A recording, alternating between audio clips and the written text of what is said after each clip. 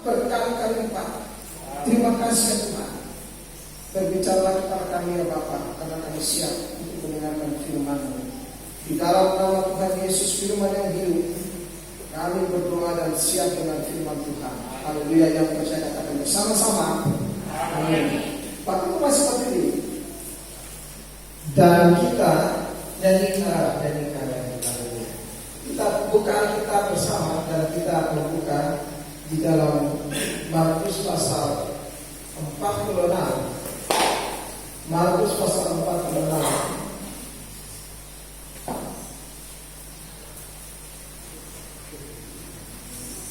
ayat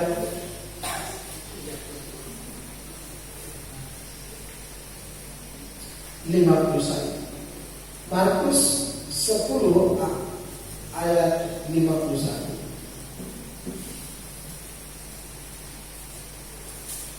Markus 10 ayat 51. Kalau saudara katakan amin. Haleluya. Oke, mari kita baca dengan suara yang gegabah kita dalam hitungan yang ketiga. 1, 2, 3. Tanya Yesus kepadanya, apa yang kau kehendaki supaya aku perbuat bagimu? Jawab orang buta itu, Rabuni, supaya aku dapat melihat. Kita baca sekali lagi dengan suara yang gegabah kita.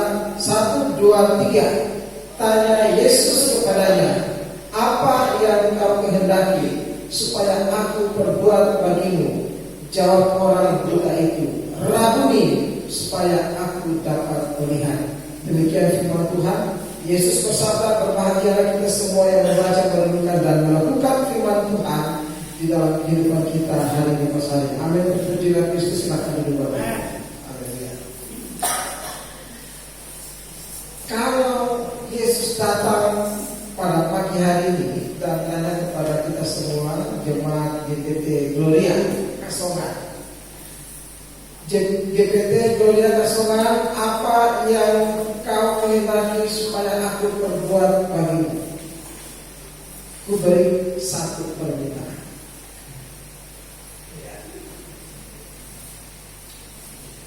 Saudara-saudara yang kasih dalam Tuhan Yesus Kristus, ini pertanyaan Yesus yang luar biasa yang disampaikan pada saat pelayanannya, dan ini kita akan melihat apa dan bagaimana cerita yang disampaikan di dalam Markus pasal 10. Bapak Ibu saudara kasih dalam Tuhan Yesus Kristus, perkenalkan nama saya Yafet Ilmiah, seperti yang disampaikan oleh Bapak Pendeta Dr. MTH. Terima kasih Pak Gembala dan jemaat Tuhan yang sudah berkenan untuk menerima saya dalam pelayanan pada pagi ini. Saya sebagai dosen di Institut Jakarta dan kesempatan ini hadir di tempat ini, puji Tuhan, untuk berbagi firman dengan kita semua. Senang berjumpa dengan Bapak Ibu, dan bila ada kemungkinan boleh kita menghormati. Kalau ada lain kesempatan kita dapat bersua lagi. Amin. Bahkan kasih dalam Yesus Kristus, pertanyaan Yesus ini disampaikan Yesus kepada seseorang yang kalau kita lihat di dalam konteks Markus pasal 10 ayat 46, di situ dikatakan bahwa lalu tibalah Yesus dan murid-muridnya di Yeriko, ayat 46, dan ketika Yesus keluar dari Yeriko bersama-sama dengan murid-muridnya dan orang banyak berbondong-bondong, ada seorang pengemis yang buta bernama Bartimeus, anak Timeus, duduk di pinggir jalan. Yesus dan murid-muridnya dalam pelayanan, kemudian ketika Yesus mau masuk di bagian lain, Yesus dekat dengan kota Yeriko. Kalau kita lihat di dalam Matius atau Lukas, di dalam Markus dikatakan bahwa Yesus keluar dari Yeriko, artinya Yesus sudah masuk ke Yeriko dan dia mau keluar ke Yeriko. Lalu di situ ketemu dengan seorang yang bernama Bartimeus, anak Timeus, duduk di pinggir jalan. Bartimeus itu dari dua kata Bapak Ibu, bar dalam bahasa Yunani artinya anak, dan Timeus. Jadi kalau Bartimeus Timeus, seperti dijelaskan dalam Markus ini ya. Bartimeus anak Timeus, ya, supaya lebih jelas. Bar anak Timeus, jadi anak Timeus. Timeus ini artinya apa Bapak Ibu? Timeus itu artinya najis, haram. Jadi Bartimeus itu adalah anak haram, anak najis.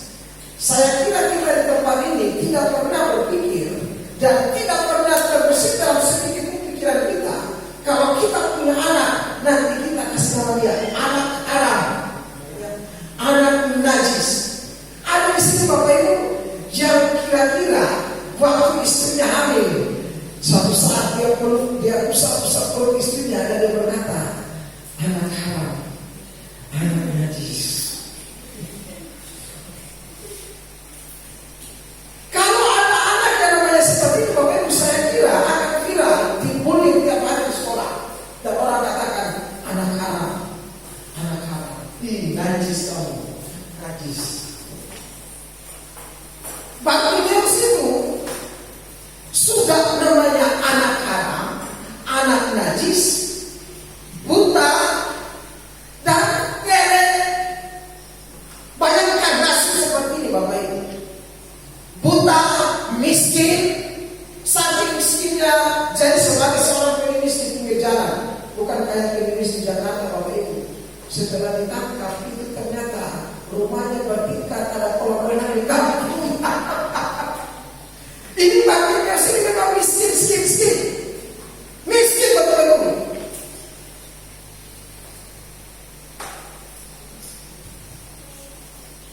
Jadi Bartimeus ini kita bayangkan, dia sejak kecil sudah buta, dia itu miskin dan disebut sebagai anak haram. Setiap kali orang panggil dia akan bilang anak haram, sini anak haram, sini anak najis.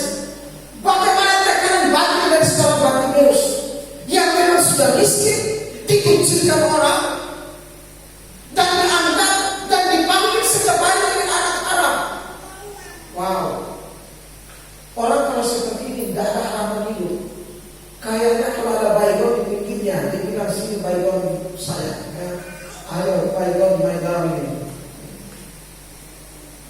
Orang tidak ada harapan untuk hidup. Tapi Bapak Ibu kita lihat bahwa walaupun Bartimeus ini anak haram, miskin, buta, tapi dia punya pengharapan hidup yang kuat. Dia tidak putus asa dengan segala kondisi yang sedang terjadi. Bapak Ibu kalau kita lihat kondisi sekarang ini, saya lihat gambar ini Bapak Ibu dan saya membayangkan waktu saya masih kecil. Saya kecil itu kira-kira yang kelas 3 SD. Kami itu diajari tabernakel, mempelai laki-laki, mempelai perempuan, lengkap dengan ruang halaman kudus maha kudus. Saya bertahun-tahun belajar ini dari SD Bapak Ibu. Setiap minggu hari Kamis Bible study dan materinya ini.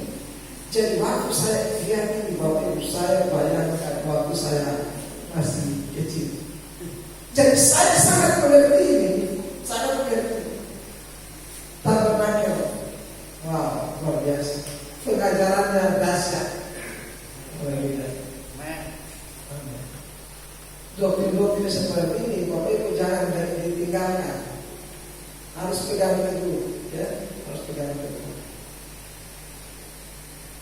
Kalau kita lihat kondisi kita sekarang ini Bapak Ibu, saya lihat dan saya tertarik. Israel, orang sekarang punya di Israel itu di Jakarta mereka jalan mobilnya dipasang bendera Palestina. Saya bilang kalau mobil kita pakai bendera Israel, lalu ketemu di lampu merah sama-sama. Apa yang terjadi? Dan kemudian Bapak Ibu, kita melihat bahwa ada orang-orang Kristen juga bahkan pendeta. Saya lihat di YouTube dia bilang, ini orang Kristen ini lebih Israel dari orang Israel. Kayak orang Islam lebih Arab dari orang Arab. Bapak Ibu, kalau kita melihat konflik Israel Palestina, kita harus ingat, coba cari satu ayat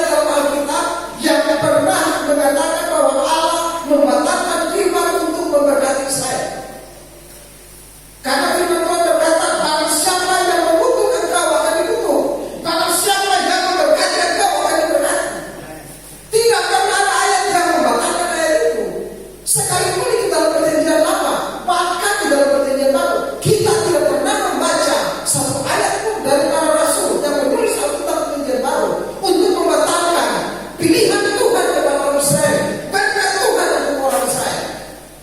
Jadi secara nasionalitas, secara kebangsaan, secara umat, kita tidak boleh mengutuk orang Israel, karena tidak pernah ada ayat yang membatalkan itu. Lalu dia bilang ini pendeta-pendeta juga terlalu Israel dan orang Israel. Otaknya di mana? Baca Alkitab di mana? Ikut pelajaran itu. Ikut pelajaran kalau bisa memahami. Tidak pernah ada. Bapak Ibu, dalam sejarah dunia tidak pernah ada binatang yang bicara. Hanya ada dua peristiwa, yaitu di Kejadian waktu ular bercakap-cakap dengan Hawa. Adam memberi nama kepada binatang-binatang waktu dia mau mencari jodohnya. Lalu peristiwa yang kedua Bapak Ibu, yaitu peristiwa seorang yang namanya Bilyam dipanggil oleh Balak untuk mengutuk Israel. Bilyam datang jalan-jalan naik keledai, tiba-tiba keledainya itu tidak mau jalan lagi, jalan lurus. Dia sudah ambil jalan yang lain. Dia pukul 3 kali itu keledainya. Tiba-tiba keledainya ngomong, kenapa kau pukul saya? Saya salah apa sama kau? Saya ini kau punya tunggangan. Tidak pernah saya bikin salah sama kau. Saya salah apa sama kau? Kau pukul saya 3 kali. Berarti si dia pukulnya 3 kali Bapak Ibu. Gara-gara apa? Karena dia mau ketemu Balak untuk mengutuk Israel. Jangan sampai nanti bagi-bagi bicara. Belum benar dengan bagi bicara kan? Kalau kita kutuk Israel, tiba-tiba bagi-bagi semua bicara nanti. Jangan kutuk Israel. Secara kemanusiaan kita bersimpati kepada korban. Secara kemanusiaan, karena kita terikat pada hukum, kasihilah Tuhan Allahmu, kasihilah sesama manusia seperti dirimu sendiri. Tapi secara nasional Bapak Ibu, secara kebangsaan, kita tidak boleh mengutuk Israel.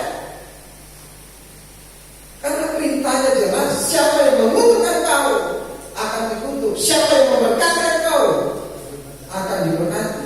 Itu firman Tuhan dan tidak pernah dicabut. Tidak pernah dicabut itu firman Tuhan. Jadi Bapak Ibu kasih dalam Tuhan Yesus Kristus, kita dalam kondisi yang seperti ini, apalagi menjelang pilkada, orang mulai ramai-ramai pasang apa itu? Semangka, semangka. Bapak Ibu tahu semangka itu warnanya ada berapa? Ada 3 kan? Ada merah buahnya itu, ada hitam bijinya dan ada hijau kulitnya. Itu simbol dari apa? Simbol dari sana itu, Palestina. Ceritanya dulu waktu itu Israel melarang untuk mengibarkan bendera Palestina. Lalu ada seorang yang terinspirasi dari buah semangka, lalu dia memposting itu untuk membangkitkan semangat nasionalisme dari Palestina. Jadi orang mulai rame-rame itu pasang semangka. Jadi kalau lihat ada orang pasang semangka, wah ini berarti dia pro Palestina. Dalam kondisi kita seperti ini Bapak Ibu, seakan-akan kita itu ada dalam posisi yang terjepit, mau maju salah, mundur kena, kiri kesentuh, kanan kesentuh, mau atas mentok. Dalam situasi seperti ini Bapak Ibu, kita jangan pernah berhenti untuk berharap dan percaya kepada Tuhan Yesus. Seperti Bartimeus sebagai seorang pemimpin buta yang disebut sebagai anak Adam, tetap memiliki pengharapan hidup. Waktu dia mendengar ayat 47, ketika didengarnya bahwa itu adalah Yesus orang Nazaret. Waktu didengar itu adalah Yesus orang Nazaret, bukan Yesus orang Palestina. Yesus orang Nazaret, mulainya ia berseru, Yesus anak Daud, kasihilah aku. Yesus anak Daud, kasihilah aku. Banyak orang menegur, anak haram, tutup mulutmu. Gue tahu kamu ya, tutup mulutmu. Itu menegur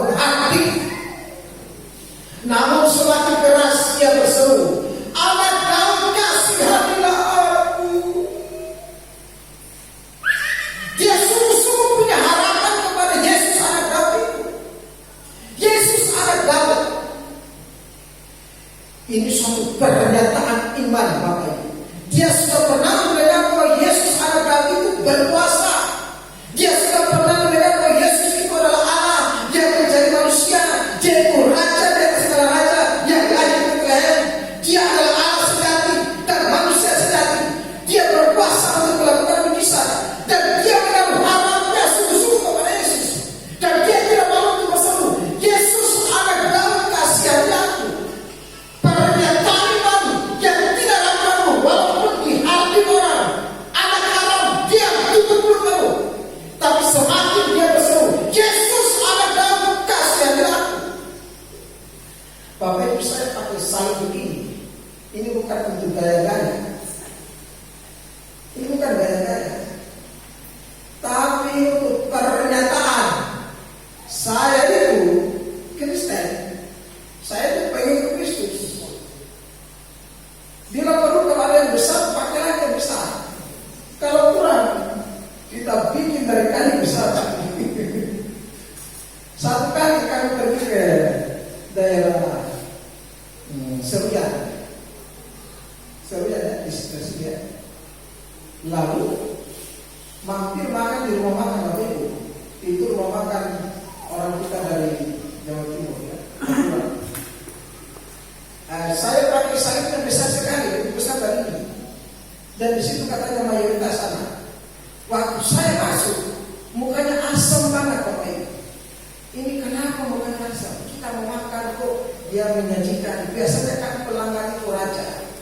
Tapi ini seakan-akan dia nggak senyum dengan saya. Saya senyum, dia asam banget. Dia nggak tahu ini laki-laki kan.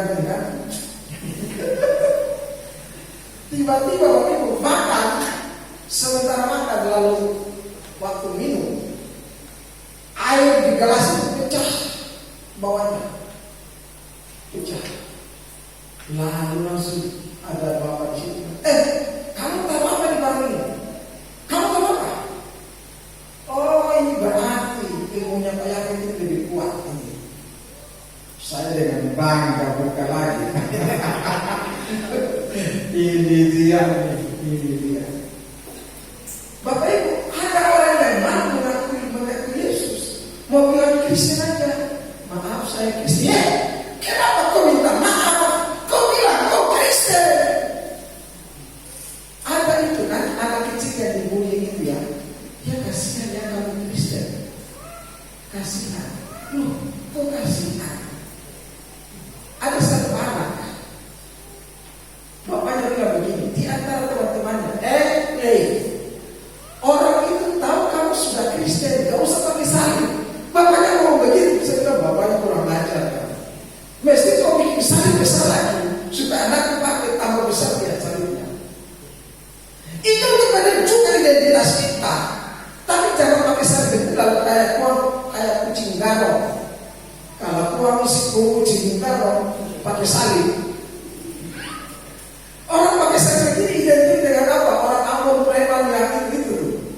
Karena waktu itu ada koruptor, waktu dia diperiksa di KPK, ini bodyguard dan itu Ambon semua dan salib yang gede-gede. Jadi mereka pikir, wah ini kalau udah pakai salib ini preman. Ini bukan preman, ini pendeta yang mau menunjukkan ini salib. Karena salibmu ku hidup, karena salibmu ku menang, engkau yang berkuasa sanggup melakukan mujizatmu di hidupku. Ini salib. Karena kalau tidak ada salib Bapak Ibu, waduh cilaka 12 kita. Cilaka 12. Karena salib itulah kemudian kita mendapatkan jalan untuk menemukan keselamatan itu. Tidak ada cara lain yang harus dilakukan oleh Allah Bapa. Kalau ada cara lain, itu pasti sudah terjadi ketika Yesus berdoa di Getsemani. Dia bilang begini, ya Allah, kalau boleh, jauh ini lalu daripadaku. Sampai stresnya, pembuluh darah pecah. Itu stroke itu Bapak Ibu. Ada Bapak dari dia kemarin katanya stroke ya. Itu karena stroke dalam, jadi pendarahan dalam menyerang saraf-saraf di otak. Ada saraf di bagian kanan yang kena. Ini Yesus betul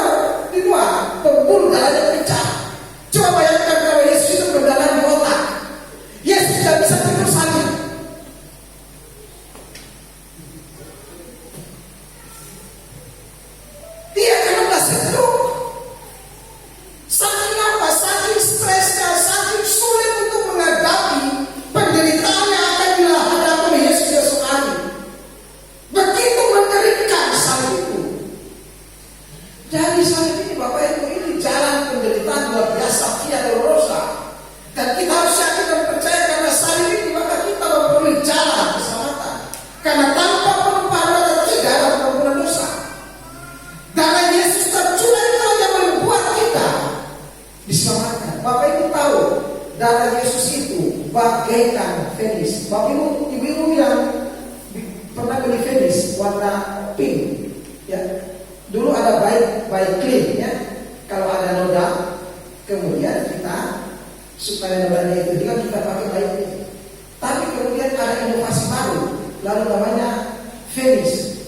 Saya lihat Venice itu dia menghilangkan noda tanpa merusak warna kain. Dosa kita itu Bapak Ibu, kalau dosa kita itu mau dihapuskan, itu noda remisi. Tidak ada cara lain kecuali kain itu dirusakkan, baru noda dosa itu bisa terhapus. Tapi hebatnya darah Yesus itu menyucikan dosa kita tanpa harus mengorbankan kita orang yang berdosa. Yesus menyucikan dosa kita tanpa kita harus mati. Kita tetap ada sebagaimana kita ada, maka kita diselamatkan semata-mata karena anugerah Tuhan, besar anugerah-Mu. Dan itu dilakukan Yesus dengan cara salib. Salib ini menunjukkan identitas diri kita sebagai orang yang percaya kepada Tuhan Yesus. Bartimeus dia tidak ragu-ragu terhadap imannya. Dia percaya kepada Yesus. Yesus ada Daud. Dalam situasi seperti ini Bapak Ibu, jangan pernah takut, jangan pernah malu mengakui.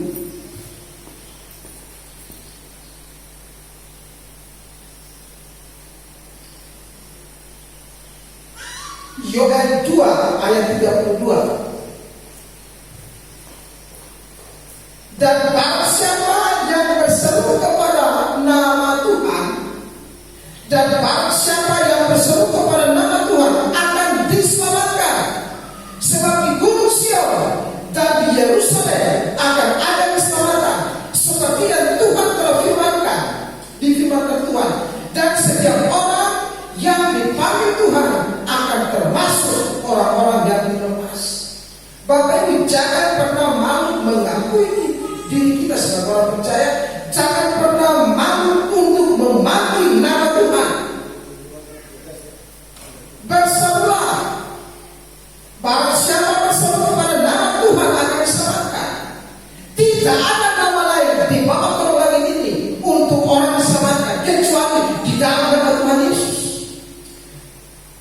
Bartimeus begitu yakin dan percaya bahwa Yesus itu sanggup untuk menyembuhkan dia. Dan Yesus yang sama yang hidup hari ini dalam hidup kita, dia sanggup untuk melakukan perkara-perkara besar. Setiap persoalan hidup kita Bapak Ibu yakin dan percaya bahwa Yesus ada itu mampu untuk menyelesaikan persoalan kita, asalkan kita berseru kepadanya, panggil namanya. Jangan pernah kita malu mengakui iman kita bahwa kita adalah orang yang percaya kepada Tuhan. Walaupun kita adalah orang yang melintas, tapi Bapak Ibu jangan pernah malu. Markus 8 ayat 38. Sebab barang siapa malu karena aku dan karena perkataanku di tengah-tengah angkatan yang tidak setia dan berdosa ini, Anak manusia pun akan malu karena orang itu apabila dia datang dalam kemuliaan Bapanya diiringi malaikat-malaikat kudus. Barang siapa malu mengakui Yesus Kristus sebagai Tuhan, maka Yesus akan malu juga mengakui dia pada waktu Yesus akan datang. Jadi Bapak Ibu, kalau kita Kristen itu memang sudah takdir, ya. Kita menjadi murid Tuhan itu sudah takdir, sudah ditentukan oleh Tuhan, ya. Tuhan sudah menentukan kita menjadi orang yang percaya. Ketika dia menghadapi banyak sekali persoalan, ya, dia ditegur. Banyak orang menegurnya supaya ia diam, namun semakin keras ia berseru, "Anak Daud, kasihanilah aku." Banyak orang yang mungkin akan mengucilkan kita, akan melakukan tindakan-tindakan sehingga kita merasa terhina. Kita seakan-akan dianiaya. Saya kemarin itu ketemu 2 minggu lalu pas pulang gereja, ketemu sama salah satu bapak. Dia tanya begini, "Pak, saya kenapa ya? Saya itu berbuat baik. Saya itu cerita tentang Yesus. Saya kasih traktat kepada orang. Tapi kenapa orang meludahin saya ya? Kenapa ya? Padahal saya tidak jahatin dia, Saya hanya cerita tentang Yesus. Saya hanya kasih buku, tapi kenapa orang meludahi saya ya? Saya bilang, Pak, bersyukur. Karena Alkitab berkata di dalam Matius pasal 5 ayat 11-12, berbahagialah kamu jika karena aku kamu dicela dan dianiaya, dan kepada kamu difitnahkan segala yang jahat. Bersukacita dan bergembiralah, karena upah besar surga. Sebab demikian juga telah dianiaya nabi-nabi yang sebelum kamu. Kita dihina, kita dianiaya. Waktu kita melakukan aktivitas kita sebagai orang percaya, kita menunjukkan identitas kita sebagai orang Kristen, lalu kita diperlakukan tidak adil, kita dibully, anak-anak kita tidak diangkat, dijadikan sebagai kelas 2 dalam negara ini. Bapak itu tidak usah khawatir, tidak usah kecewa, karena Yesus berkata, berbahagialah kamu jika karena aku kamu dicela dan dianiaya. Bartimeus ditegur di hati, orang najis, anak najis, miskin, buta, tutup mulutmu. Tapi dia tetap berseru. Orang melakukan apa saja kejahatan kepada kita, melakukan tindakan-tindakan adil kepada kita, mestinya kita dapat jatah. Waktu corona itu, Bapak itu kan ada jatah-jatah ya, ada pembagian-pembagian. Ada banyak orang-orang Kristen karena dia beragama Kristen jadi kayak apa? Nah, saya tak tahu di sini. Ya tidak usah khawatir, ya memang sudah begitulah suasana kita. Ya sekiranya tidak usah khawatir, tidak usah kecewa. Ya memang kita sudah begitu. Justru berbahagia karena upahmu besar di surga. Amin. Iya. Kita hidup berapa lama sih?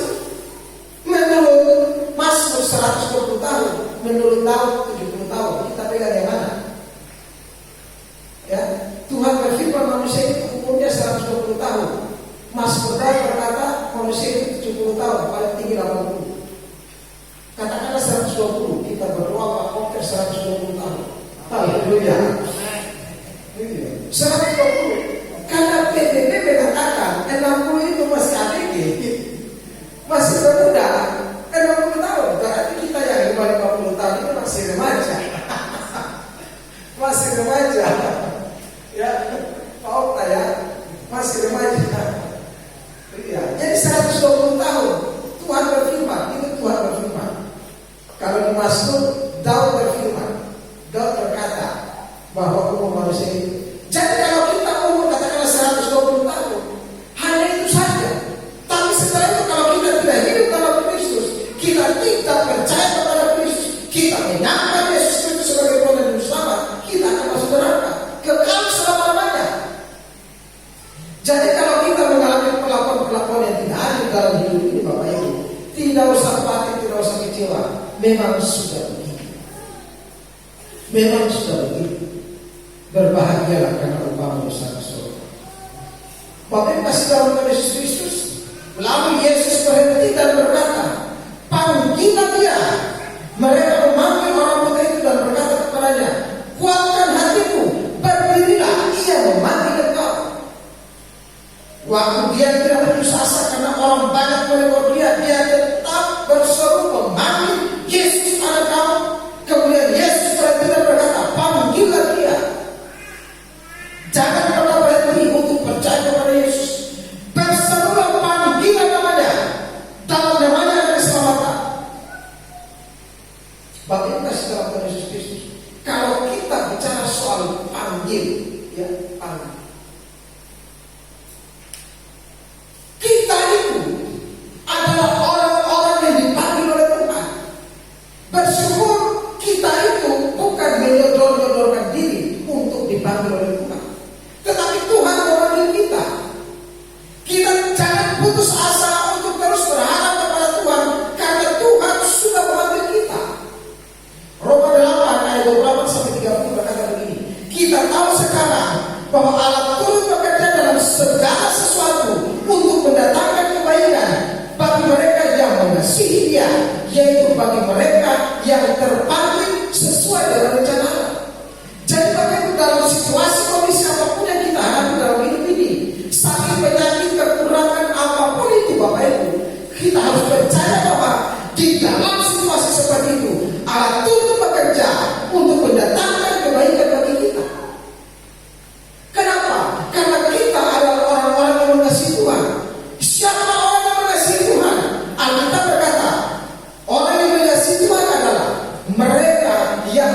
dipanggil sesuai dengan rencana Allah. Rencana Allah itu Bapak Ibu adalah rencana yang tidak pernah gagal. Kenapa rencana Allah tidak pernah gagal Bapak Ibu? Karena Allah itu Maha tahu. Kita bisa saja sesuai rencana dan rencana tidak bisa gagal, karena kita tidak Maha tahu. Tetapi Allah itu omniscience. Dia tahu segala sesuatu secara detail. Dia tahu apa yang terjadi pada masa lampau. Dia tahu apa yang akan terjadi pada masa akhir. Dunia kiamat persis seperti apa? Tuhan masih tahu. Karena dia Allah yang Maha tahu. Dia omniscience. Maka kalau Tuhan susun rencana, rencananya pasti sempurna. Dan juga kita ingat Bapak Ibu bahwa Allah itu adalah Allah yang Maha Kudus. Dia itu kudus, dia itu sempurna. Karena dia sempurna, dia tidak pernah bersalah, tidak pernah ada cacat dalam hidupnya. Maka kalau dia susun rencana itu pasti perfect. Sempurna rencana Tuhan, maka rencana Tuhan tidak pernah gagal. Katakan amin. Rencana Tuhan ini tidak pernah gagal. Jadi kalau Tuhan punya rencana untuk memanggil kita Bapak Ibu, maka Tuhan tidak pernah salah panggil. Tuhan memanggil kita dengan persis, dan Tuhan tahu bahwa kita itu adalah orang-orang yang percaya kepadanya. Karena itu Tuhan punya rencana dalam hidup kita. Ayat 29 berkata, sebab semua orang yang dipilihnya dari semula, mereka juga ditentukannya dari semula untuk menjadi serupa dengan gambar anaknya, supaya ia, anaknya itu, menjadi yang sulung di antara banyak saudara. Dan mereka yang ditentukannya dari semula, mereka itu juga yang dipanggilnya. Dan mereka yang dipanggilnya, mereka itu juga yang akan dibenarkan. Dan mereka yang dibenarkan, mereka itu akan dimuliakan Bapak Ibu. Jadi kita adalah orang-orang yang mengasihi Tuhan, adalah orang-orang yang dipanggil sesuai dengan rencana. Orang-orang itu juga yang akan dipilih, orang-orang itu juga yang ditentukan, orang-orang itu juga yang akan dibenarkan, dan orang-orang itu juga yang akan dimuliakan oleh Tuhan. Jadi Bapak Ibu kasih Tuhan Yesus Kristus, kalau kita adalah gereja, orang yang dipanggil keluar dari kegelapan, datang pada terang yang ajaib, maka yang kita percaya bahwa Allah akan bekerja dalam segala sesuatu dalam hidup kita untuk mendatangkan kebaikan bagi kita. Rencana Allah adalah rencana kebaikan. Amin. Di dalam Efesus 1 ayat 3, 5, 7, 9, 11 berkata begini, terpujilah Allah Bapa Tuhan Yesus Kristus, yang dalam Kristus telah mengaruniakan kepada kita segala berkat rohani di dalam surga. Sebab di dalam Dia Allah telah memilih kita sebelum dunia dijadikan. Bayangkan Bapak Ibu, sebelum dunia dijadikan Allah sudah memilih kita supaya kita kudus dan tidak bercacat di hadapannya seperti mempelai perempuan.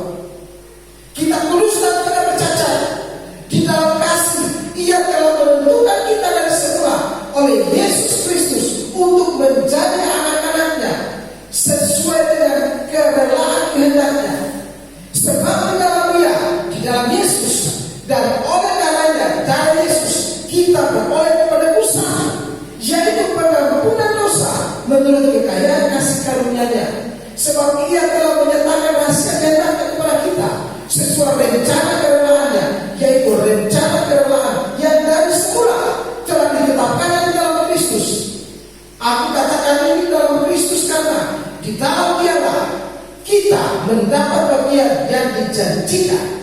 Kita yang dari semula ditentukan untuk menerima bagian itu sesuai dengan maksud Allah yang di dalam segala sesuatu bekerja menurut keputusan kehendaknya. Di dalam Dia, Yesus Kristus, kamu juga, karena kamu telah mendengar firman kebenaran, yaitu Injil keselamatan. Di dalam Dia kamu juga, ketika kamu percaya, dimateraikan dengan Roh Kudus yang dijanjikannya itu. Dan Roh Kudus itulah yang menjadi jaminan bagi kita sampai kita memperoleh seluruhnya, yaitu penebusan yang dijanjikan kepada kita yang menjadi milik Allah untuk memuji kemuliaan. Bapak Ibu dalam Yesus Kristus, kalau kita itu adalah orang yang dipilih Tuhan sejak semula, orang yang dipanggil Tuhan, maka Roh Kudus akan memateraikan kita, dan Roh Kudus adalah jaminan kita. Terima kasih. Ini sangat semangat.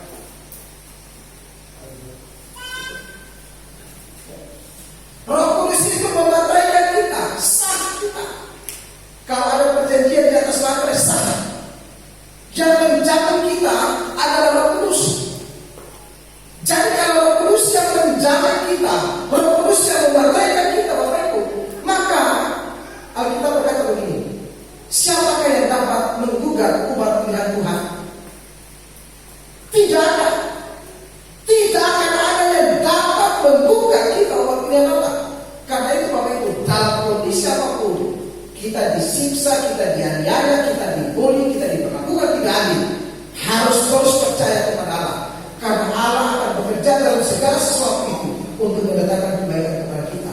Dan Roh Kudus akan menjaga kita. Roh Kudus yang memataikan kita, dan Dia adalah jaminan kita.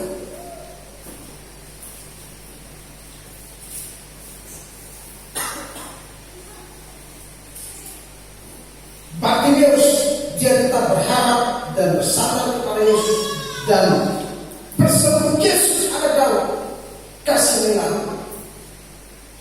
Kemudian Yesus berhenti dan memanggil dia. Lalu dia menanggalkan jubahnya. Ia segera berdiri dan pergi mendapatkan Yesus. Tetapi Yesus tanya Yesus kepadanya, apa yang kau kehendaki supaya aku perbuat bagimu? Apa yang kau kehendaki supaya aku perbuat bagimu? Kalau hari ini Yesus datang kepada kita dan dia bertanya kepada kita, apa yang kau kehendaki supaya aku perbuat kepadamu? Bartimeus menjawab, Rabuni, supaya aku dapat melihat. Bartimeus meresponi pertanyaan Yesus dengan menjawab sesuai dengan kebutuhan yang paling dibutuhkannya. Rabuni, supaya aku dapat melihat. Kalau saat ini Yesus datang kepada saudara dan Yesus bertanya, apa yang kau ingin aku perbuat kepadamu? Apa yang kau ingin aku perbuat kepadamu? Apakah kita punya keinginan yang sama seperti yang ditulis dalam Mazmur 27 ayat 4? Satu hal telah ku minta kepada Tuhan, itu yang aku ingin. Apa itu? Apa itu? Haleluya. Jadi kalau Yesus datang dan tanya kepada kita, apa yang ingin aku perbuat kepadamu? Apakah kita punya jawaban yang sama seperti pemazmur Daud? Satu hal yang diminta kepada Tuhan, dia tidak minta dua hal, dia tidak minta tiga hal, dia tidak minta banyak hal. Tapi satu hal yang dia minta kepada Tuhan, dan itu yang dia ingini, yaitu apa? Diam di rumah Tuhan seumur hidupku. Haleluya. Apakah itu menjadi bagian kerinduan kita? Walau ini sudah mau hari minggu, saya pengen cepat-cepat datang ke gereja. Saya pengen datang ke gereja. Saya pengen memuji Tuhan di gereja. Saya pengen dengar firman Tuhan. Saya pengen rindu memuji Tuhan. Saya rindu, cepat-cepat hari minggu. Kalau sudah Senin, kapan dia hari Sabtu ya? Kapan dia hari Minggu ya? Kapan dia ibadah ya? Saya rindu. Di mana dia ibadah? Di sini hari. Di mana dia ibadah? Di sini hari. Karena dia rindu, dia di rumah Tuhan. Haleluya. Raja Daud, Bapak Ibu, dia tidak minta banyak-banyak. Dia bilang, satu yang ku minta, dia di rumah Tuhan. Apakah kita punya kerinduan seperti itu, Bapak Ibu? Kalau Tuhan tanya, apa yang kau minta? Tuhan, saya ingin di rumah Tuhan seumur hidup. Lalu kemudian Bapak Ibu pulang, ya udah, kami tidak usah pulang ke rumah lagi, Pak Pendeta. Kami ambil kasur, kami ambil ambil bantal, kami tidur di sini. Lalu nanti Pak Gembala siapkan makanan. Kami tidak usah urus lagi kebun-kebun, kami tidak usah urus lagi macam-macam. Kami tinggal di sini. Karena firman Tuhan berkata, Pak Pendeta bilang, satu hal telah kuminta, dia di rumah Tuhan seumur hidup. Jadi saya tidak akan pulang ke rumah, saya akan tidur di sini. Itu sesuai dengan Tuhan. Kacau Bapak Ibu. Pengeluaran gereja bertambah. Harus berapa kakak yang dikasih makan, harus berapa kakak yang anaknya harus disekolahkan. Haleluya. Bukan begitu maksudnya, ya. kita diam di rumah Tuhan, artinya kita rindu bersekutu dengan Tuhan. Yesus berkata, tidak tahukah kamu bahwa tubuhmu adalah bait Allah di mana Roh Kudus bertata? Kita pengen datang ke rumah Tuhan. Betul, kita datang ke rumah Tuhan. Di gereja kita bersekutu bersama-sama dengan Tuhan. Di dalam pujian kita bersekutu bersama-sama di dalam firman Tuhan. Kita bersekutu bersama-sama dengan anggota tubuh Kristus. Jadi paling enak kalau jemaat kecil, karena ada persekutuan. Kita mengenal, kita bisa sapa, hello. Ya. Tapi kalau jemaat sudah banyak, sudah tidak kenal, masa satu jemaat tidak kenal siapa? Siapa ya? Anggota kita, ya mana? Maka kita harus bilang, kalau jemaat itu, kalau sudah 100 orang, cukup. Kalau sudah lebih 100, sebaiknya dipecah. Jangan banyak-banyak. Karena kehilangan hakikat dari gereja itu, yaitu persekutuan. Tadi di mobil saya dengar Pak Gembala katakan ada perpisahan dengan teman-teman kita ya. Ada perpisahan. Saya kemarin pergi ke Kementerian Agama dan ketemu dengan salah satu pejabat itu, dia katakan memang gereja-gereja di Indonesia banyak sekali pecah bidang keesaan gereja. Jadi ada karena inilah kemudian bersama dengan Bapak Ibu, saya. Doa Tuhan Yesus sama. Ya Bapa, biarlah mereka itu menjadi satu, sama seperti aku dan engkau dalam satu. Iblis itu datang hanya untuk menghancurkan dan membinasakan. Jadi pekerjaan setan itu adalah untuk menghancurkan gereja. Dan kalau kita dalam kumpulan yang kecil, Bapak Ibu, kumpulan yang kecil itu persekutuannya makin kuat, makin akrab, makin erat. Kenapa? Karena kita bisa menyapa satu dengan lain. Tidak mungkin akan ada persekutuan itu kalau orang tidak mengenal. Bagaimana orang bisa kenal kalau sudah banyak orang? Dia tidak akan mungkin bersapa, tidak mungkin. Maka kalau persekutuan kita itu, yang penting adalah persekutuannya. Kita bisa tolong-menolong, bantu-membantu, saling mengasihi. Itu persekutuan gereja. Dan Alkitab berkata diam di rumah Tuhan, berarti kita jadikan hidup kita ini sebagai kapal di mana Allah itu bertata dalam hidup kita, Roh Kudus itu diam di dalam hidup kita, dan kita datang ke gereja setiap hari Minggu atau setiap hari kegiatan gereja untuk bersekutu bersama-sama dengan sesama orang percaya. Maka kalau Yesus datang dia berkata kepada kita, ayo GPT jemaat Gloria Nasional, apa yang kamu ingin aku lakukan kepadamu? Apakah kita punya jawaban yang sama dengan Mazmur? Daud berkata, diam di rumah Tuhan seumur hidup, menyaksikan kemuliaan Tuhan selama-lamanya. Bapak Ibu dikasih dalam Tuhan Yesus Kristus. Setelah itu Yesus berkata kepadanya, pergilah, imanmu telah menyelamatkan engkau. Bapak Ibu dikasih dalam Tuhan Yesus Kristus. Karena kegigihan, kepercayaan yang teguh dari Bartimeus yang adalah anak haram, anak najis, buta, pengemis, miskin, tetapi karena dia berharap sungguh-sungguh kepada Yesus Kristus. Dan waktu Yesus bertanya, apa yang kau kehendaki supaya berbuat kepadamu? Dia berkata, aku melihat. Dan Yesus berkata kepadanya, pergilah, imanmu telah menyelamatkan engkau. Bapak Ibu kasih dalam Yesus Kristus, kalau kita sungguh-sungguh beriman, percaya kepada Yesus dalam segala sesuatu yang kita hadapi, situasi apapun itu, pasti iman yang akan memberi menang. Amin. Iman yang beri menang, iman yang beri menang, iman yang menyelamatkan. Karena kita percaya kepada Yesus, jangan pernah bergeser iman kita kepada Yesus, Bapak Ibu. Apapun yang terjadi, Yesus akan mati. Amin. Jangan pernah bergeser, Bapak Ibu. Ada orang karena jabatan, ada orang karena cewek, ada orang karena cowok. Ya. Ini ada bro-bro dan sistis yang masih muda-muda ya. Ini abang sampaikan kepada kita semua ini, ya bro ya. Baik-baik sama Tuhan. Pokoknya hati Yesus harga mati. Iman kepada Yesus itu harga mati. Jangan karena kita mungkin tidak apa-apa deh, kita pacaran aja, nanti kita tarik dia, nanti kita tarik, ya ditarik dulu nanti jawab. Jangan coba-coba. Karena fakta membuktikan kebanyakan dari kita yang menikah dengan pasangan yang tidak seiman, kebanyakan kita yang masih ke sebelah. Kebanyakan. Coba kita lihat public figure kita itu, semuanya kebanyakan ke sana. Gak apa-apa, kita beda agama. Kan ada lagunya, nikah beda agama itu cinta beda agama.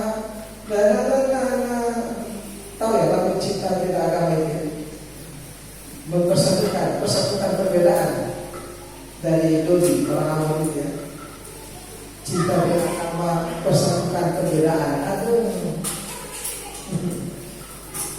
itu cerita mati. Jadi Bapak Pastor Kristus, tidak ada tawaran lain, tidak ada pilihan lain kepada kita dalam hidup sebagai orang percaya.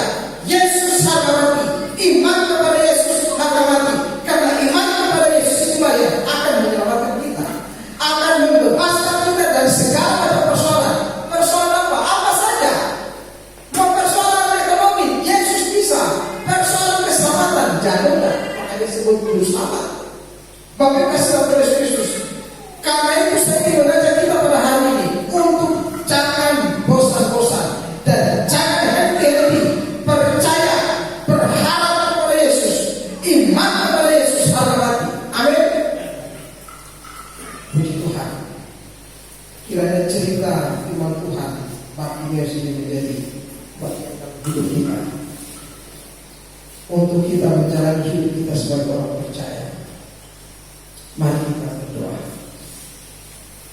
Ya Tuhan, kami sungguh bersyukur untuk firman yang sudah kami dengarkan dari kisah seorang anak haram yang punya iman yang kuat, walau sudah ditegur dengan kasar, tetapi dia tetap berseru, tidak malu mengakui engkau Yesus Tuhan. Dia terus berharap dan percaya Yesus anak Daud, juru selamat dunia, sanggup untuk mengatasi persoalan. Kami ingin memiliki pengharapan hidup.